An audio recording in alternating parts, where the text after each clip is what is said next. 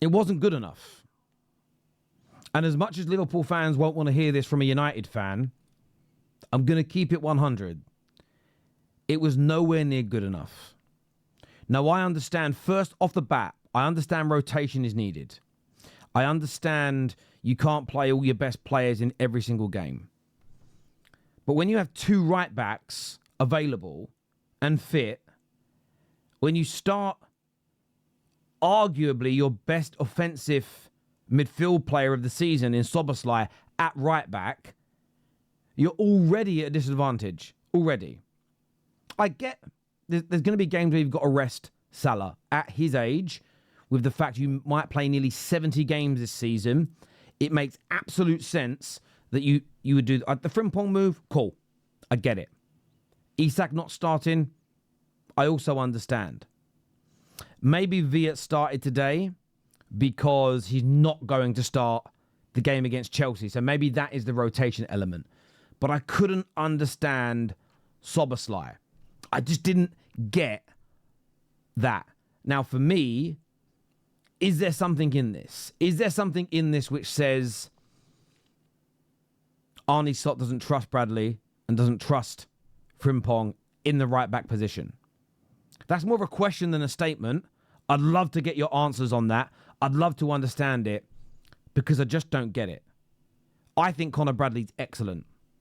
I think Conor Bradley is defensively very sound for his age. He's got to learn. Trent was being used at a similar age in big games, and it was the making of him. And I think Bradley, at the age he is now, is a better defender than Trent is. Frimpong, yes, we know he isn't the best defensively. He's more of an offensive fullback, but I just didn't get that decision. And look, a lot was said about Liverpool in the opening 6 or so games of the season, 6-7 games across all comps, about them being overrated and them being lucky. And I didn't buy into any of it. And I'm not rewriting history now. I'm not going to do that. That's what all the bang average media outlets are going to do. All the journalists and the hosts who, if they weren't working for the big companies, nobody would care who they are. Nobody would tune in to watch them. They're nobodies. They're using Liverpool's name to grow themselves. But as I said, I'm going to keep it 100. I'm going to keep it honest here with you, because I think you guys that tune into my shows deserve that wholeheartedly. And I think your manager's got to look at this system. Now, it's not a massive change from last year. It isn't. You've got a back four still. You're playing with wide players and a striker. It's the midfield. The midfield is causing you issues because Wirtz, and I'm not blaming him personally. I don't think it's necessarily his fault. He is still coming to terms with playing for Liverpool and the pressures. Listen, no disrespect to Bayer Leverkusen. Playing for Liverpool Football Club comes with a different level of expectation and pressure. I know he plays for Germany as well and there's pressure there, but at club level, this is everything. You could argue there's more eyes on club football than international football sometimes. Genuinely. I'd love to see the stats on the average German game viewership around the world versus the average game Liverpool player. I bet Liverpool get more eyes on their games. Thus more pressure. And he isn't doing enough yet. He isn't doing enough. And because they're not playing with a midfield three, which for years, even under Slot, same as Klopp, you'd have two of them would come in and cover for fullbacks that marauding forward. Those spaces on the pitch that the fullbacks vacate when they push forward. Tonight, Galatasaray had a plan. They waited for you to move the ball into areas they pressed you, and if they won the ball back, or if you bypass their midfield and they won it back in defence, there were these massive holes. Because your midfielders are more narrow, Wirtz is pushing forward, and your fullbacks are bombing on. So there's this space. And Van Dijk's excellent, but he's still isolated a lot. And in the opening 2 minutes of the game, this was exploited. Szoboszlai gets caught out because he's pushed too far forward. Alisson again saving Liverpool. Could have been 1-0 in the first couple of minutes. Now look, you had a massive chance to go 1-0 up. That could have changed the game. And I feel that the lack of clinical edge tonight from Liverpool also needs criticism. Because you know me, you've heard me say this about Man United.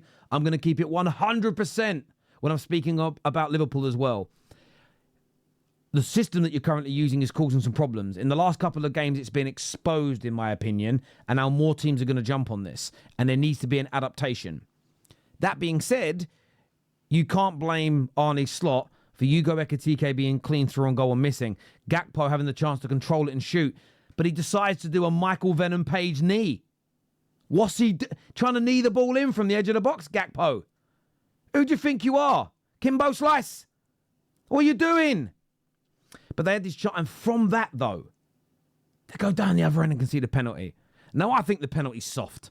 I think it's soft as shite. I can't lie to you, but this is the Champions League, and you get soft penalties. Gives the penalty, well taken by Osimhen. But then I kept on seeing it. Kirkes was pushing very high, as well as Szoboszlai, and the space in behind that was being exploited, they were a threat again and again and again. There was almost a goal from a chip from Victor Osimhen that, again, if Alisson didn't have the whereabouts and the intelligence that he does, it would have been, without a shadow of a doubt, 2-0 before half-time. And you kept on seeing it again and again, this trap by Galatasaray. They either hunted you down on the press, or they sat in and waited for you to give the ball away on the edge of the box, because they now know, and this is what Chelsea, if Maresca has got a brain, and Liverpool play this same way, there's a flaw that's been found here. They've got one less midfielder, essentially, because Wirtz is so high most of the time. The fullbacks are still pushing forward. And I'm going to go back in time here, because you obviously replaced them and continue to do it. But I used to get so annoyed watching Liverpool when you had Robertson and Trent bombing forward, and you think, right, there must be space to exploit, and you put the ball into that area, and there was Jordan Henderson, and there was Gini Wijnaldum covering that space. But that didn't mean there wasn't a hole in the middle so much, because you still had Fabinho that occupied that entire channel. And at times you'd have your fullbacks invert as well. So it just worked. And an adaptation is needed from Arne Slot. There's no doubt about it whatsoever. I also think tonight, again, this is where I don't blame the system, because I don't think the shape, and when I say system, I'm talking the shape that you're in and the formation that you're in. I don't think that negates the amount of times Konate, the amount of times Gravenberch, who, by the way, Gravenberch's been amazing, and I think he's got a lot of credit in the bank, but we can't avoid this conversation. The amount of times they gave the ball away unnecessarily tonight. If Galatasaray had a more clinical edge, it could have been a bigger scoreline. And I'm going to forget this here, so please educate me in the comment section below.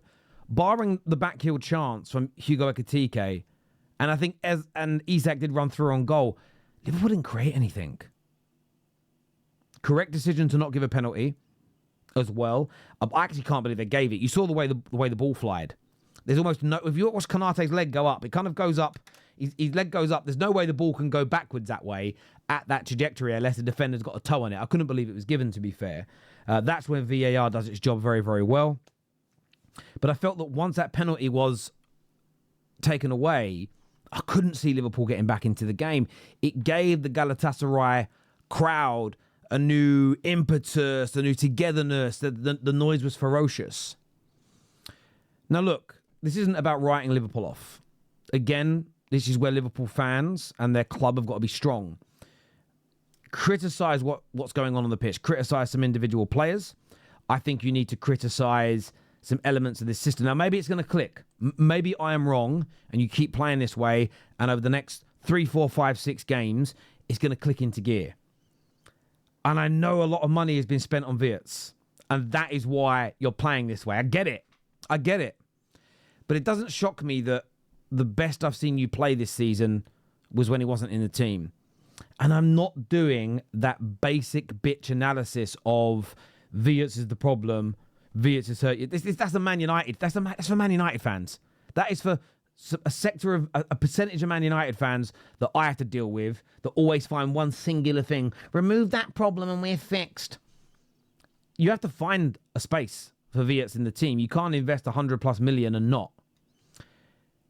Is it time for the adaptation now?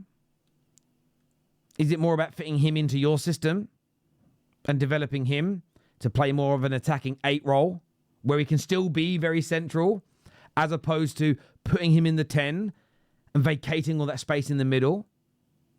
I'm not making the statement on this. I'm leaving this down to you, the community on my channel, whether you're a Liverpool fan or not, I want to hear from you on this. I want to know what you think. I want to know what you feel. But this is where Liverpool fans have got to be strong, because the media are coming. Rivals are coming. You know that scene from the Battle of the Bastards where Jon Snow's holding the sword? That's what you're going to go through in the next few days. And I think you need to stay together on this. Just my personal opinion. Just my personal view. Feel how you want. Do what you want. It is your football club. There's some big conversations ahead. That all being said, it's only the 5th time in sort of 14 months that Liverpool have failed to score a goal in a game, right? We're not talking about a team that is losing every week. We're not talking about a team. It's only the 2nd time you've ever lost back-to-back games under Slot. So I wouldn't call this a pandemic. I wouldn't say this is the end of the world. I wouldn't say, oh my God, Liverpool have been completely and utterly found out. I just think there are teething problems with the adaptation to the way they're playing. And I think a decision's got to be made. Do you stick with it until it works, but risk falling behind in the league and losing a few more Champions League games because it's plausible? Or do you revert back to what made you the best team in England and one of the best teams in Europe last year and adapt at a slower rate? Adapt to the new players at a slower rate. Let me know. Give me your thoughts. Give me your opinions in the comments section below, please, people. Make sure you're liking and subscribing as well.